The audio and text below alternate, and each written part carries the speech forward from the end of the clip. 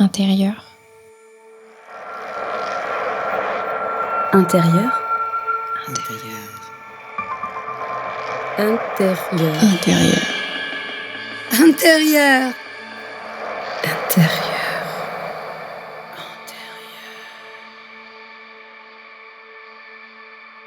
Intérieur 4. Silence au carré.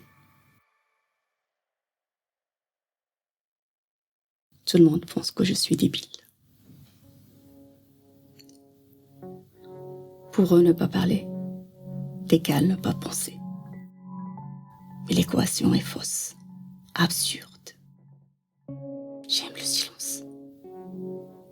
Il est très plein, dense comme le vide. Cela fait maintenant 4 ans que je ne parle plus. C'est mon anniversaire secret. Personne ne le sait. Aujourd'hui, c'est jour de fête. Alors, je me fais un petit discours silencieux à moi-même. Voilà. C'est la meilleure décision que j'ai jamais prise, de me taire. On lit sur un visage silencieux les plus grands secrets du monde. Les gens s'y répercutent en écho. Ça leur fait peur. C'est pour ça qu'ils pensent que je suis stupide. Ça les rassure. C'est comme si mon mutisme était une greffe supplémentaire d'yeux et d'oreilles. Mon silence comme une excroissance. Mais je suis une femme. Une femme qui se tait, si suspect. Certains se méfient, paraît bas en ma présence. Ils soupçonnent en moi une Matahari d'un autre style. S'ils savaient qu'en réalité ma tête est un vortex de mathématiques. Je brode des chiffres ensemble dans mon coin, même la nuit. Je rêve de formules qui se déplient, des lettres en chiffres, des chiffres en lettres. Pourquoi est-ce qu'ils pensent que je me tais? Je calcule, c'est tout. Un jour, personne ne va rien comprendre. Je vais faire quelque chose de grand. Un jour, je cocherai tout ça sur du papier et je gagnerai la médaille Fields, comme Maryam Mirzakhani, première et unique femme à l'avoir encore remportée. Les gens ne vont pas en revenir. Il a gardé tout ça à l'intérieur? Eh oui, je serai une femme mathématicienne reconnue mondialement. Ils ne peuvent pas s'en douter. Mon silence est une ceinture de sécurité dans une voiture qui roule à 1000 à l'heure. Rien ni personne ne peut me détourner de ma trajectoire. Je suis une ligne droite, une autoroute à sens unique. Je peux calculer des heures par jour. On ne vient m'embêter qu'occasionnellement pour me demander des tâches menues pour participer à la vie collective. Mais je peux toujours faire semblant de ne pas entendre, de ne pas comprendre et continuer à calculer en paix. Pendant qu'on met la table, qu'on cuisine, pendant qu'on repasse, ils se disent « Ça allait trop bête pour ça. On va la laisser dans son coin. » Ça m'amuse bien.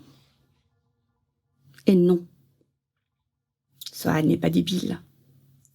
Sohad est en train de réaliser les équations les plus complexes du monde.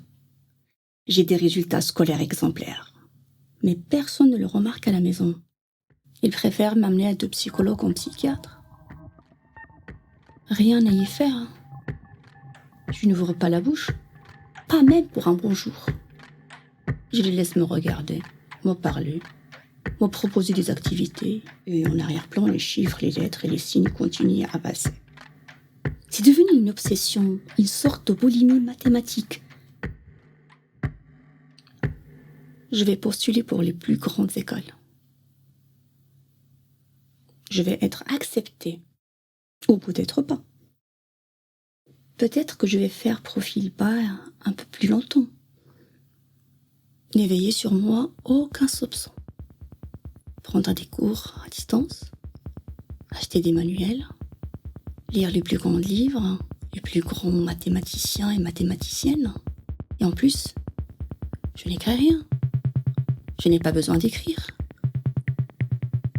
Je retiens tout.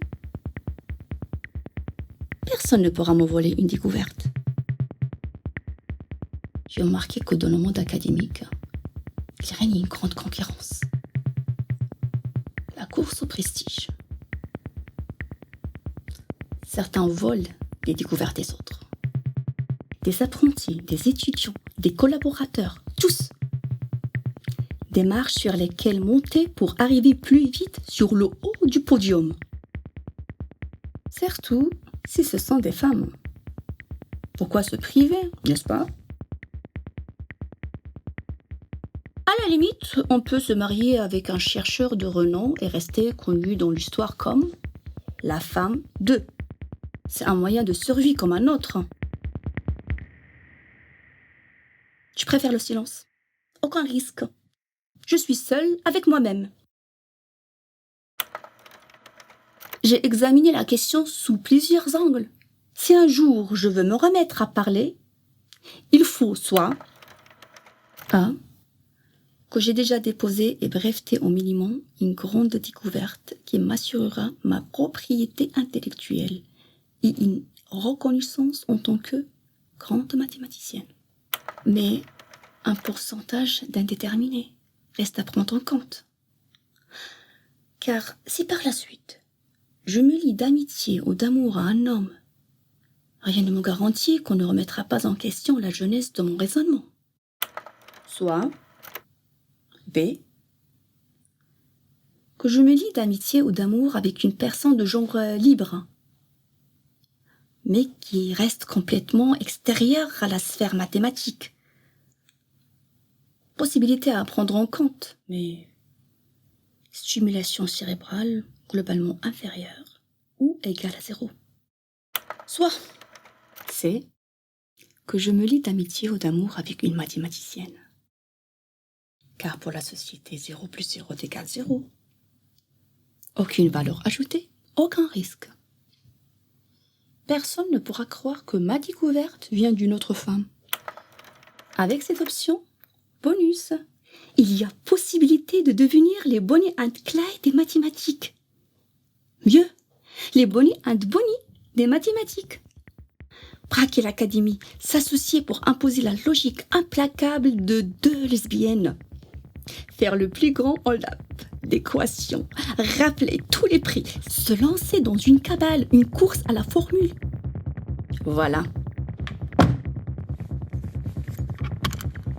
L'avenir des mathématiques est entre nos mains. Bonnie chérie.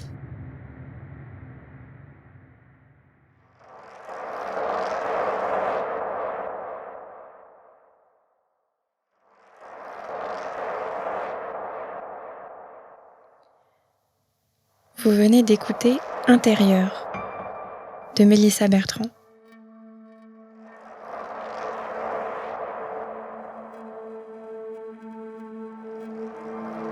Un podcast de la Compagnie de l'Archer, interprété par Amal Seta.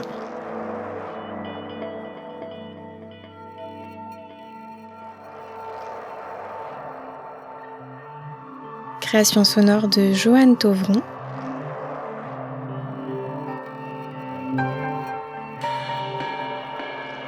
Retrouvez la pièce illustrée aux éditions du Carnet d'Or.